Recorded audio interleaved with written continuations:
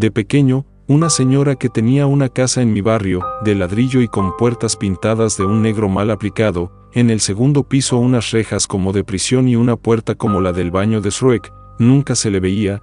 Los adultos decían que sí, vivía una señora ahí y por eso lo sabía, además que se veía una luz fuerte al fondo a través de las ventanas. Lo raro era que tenía un color diferente todos los días.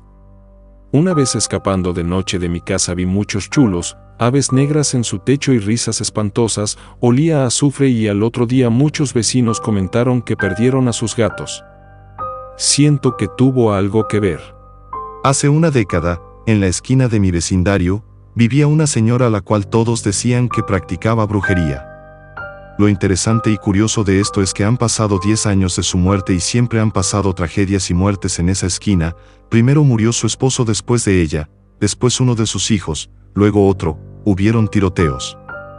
Esa familia se fue del vecindario y ese lugar se convirtió en una tienda de conveniencia que la estaba trabajando otra vecina mía, y hace unos días le dispararon en la cabeza mientras trabajaba ahí. No sé si todo esto se deba a que vivo en México o tenga algo que ver con la bruja. Yo soy escéptico con esas cosas, pero a veces me contaban cosas que te dejan pensando.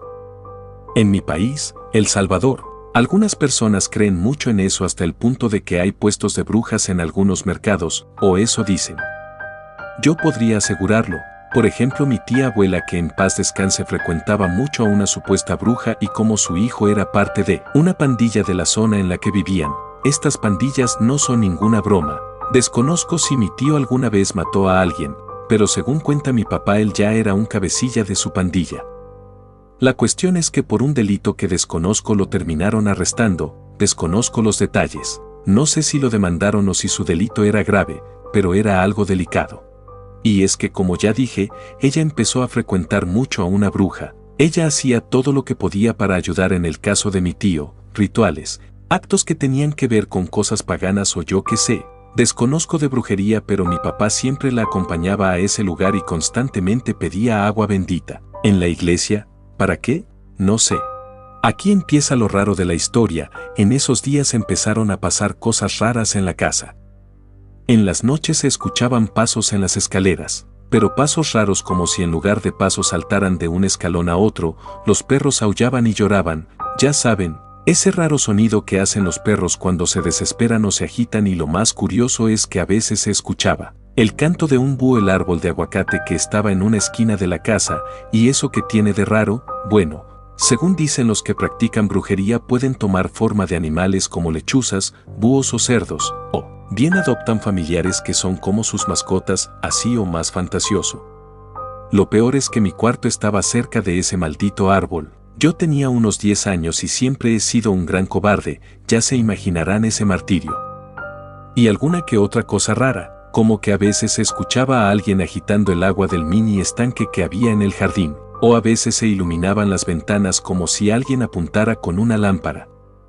Mi hermana era novia de un vecino de al lado en ese entonces, y una vez se pusieron de acuerdo en que cuando mi hermana le avisara, él saldría a ver qué mierda era eso, pero justo cuando él se asomaba, la luz desaparecía. Y esto me lo contaron como una semana después, con lo miedoso que era, ya que no querían asustarme.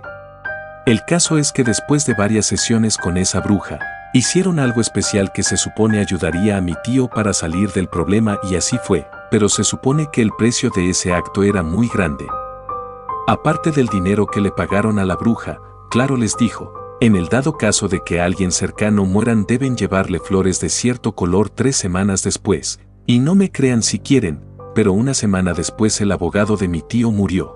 Desconozco mucho de la historia, pues era un niño que solo pensaba en el siguiente capítulo de Dragon Ball y Ben 10. Es posible que el abogado muriera de una enfermedad, pero de ser así lo habrían comentado alguna vez y yo nunca volví a preguntar al respecto.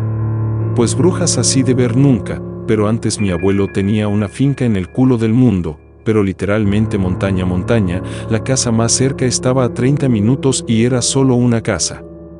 Pero bueno, la vara es que muchas veces las yeguas y los caballos amanecían con trenzas y mis abuelos decían que eran las brujas que se las hacían en la noche. ¿Han escuchado de algo similar? Un conocido trabajaba en un hotel muy caro en La Fortuna y había un ambiente pesado, mucha gente usando cocaína, un jefe gringo súper agresivo y que cada vez que llegaba traía malas vibras, la gente se accidentaba, se descomponían las cosas, etc.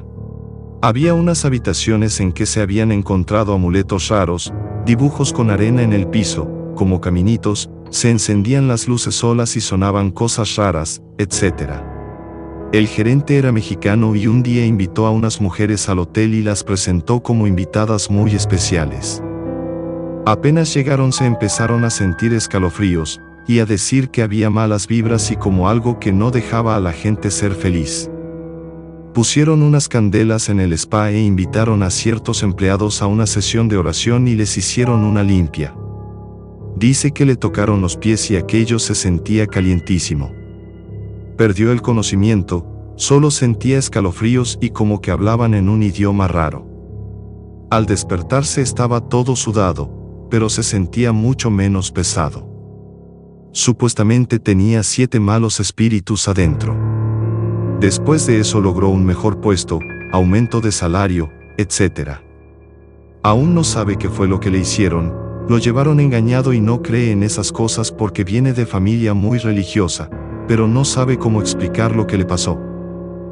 Bueno, mi familia tiene una historia extraña que no nos gusta contar, pero me encantan estas historias, así que allá vamos.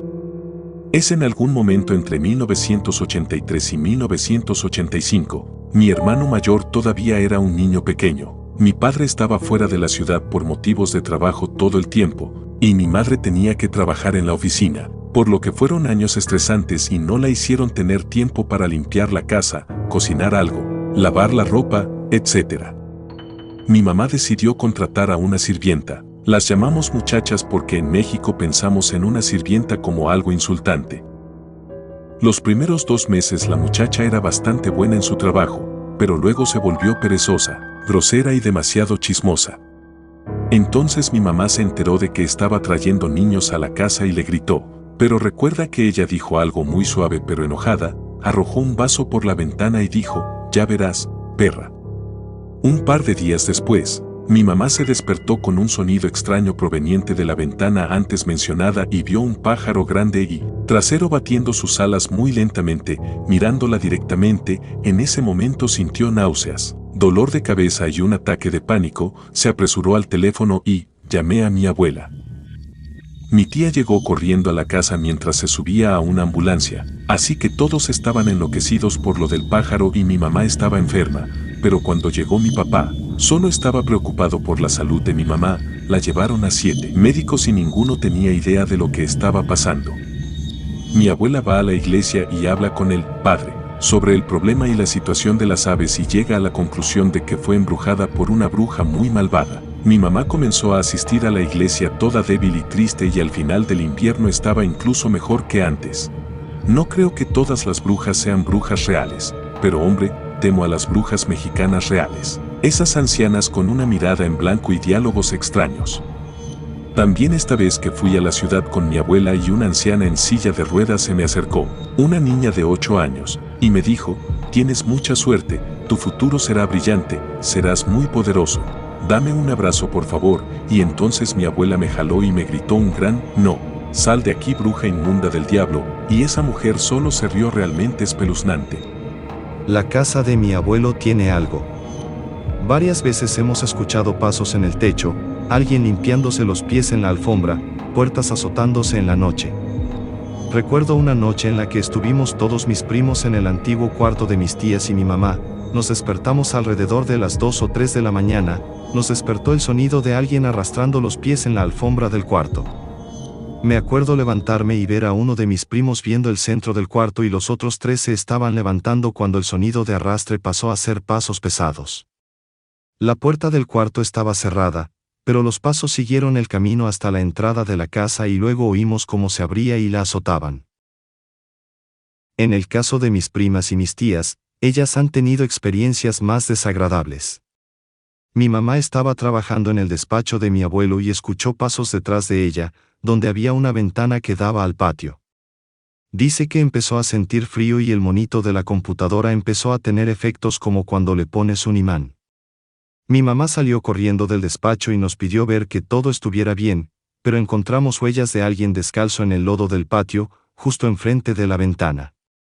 Mis primas nos cuentan que estaban jugando en la computadora cuando empezaron a sentir frío y el escritorio empezó a sacudirse violentamente y salieron corriendo asustadas.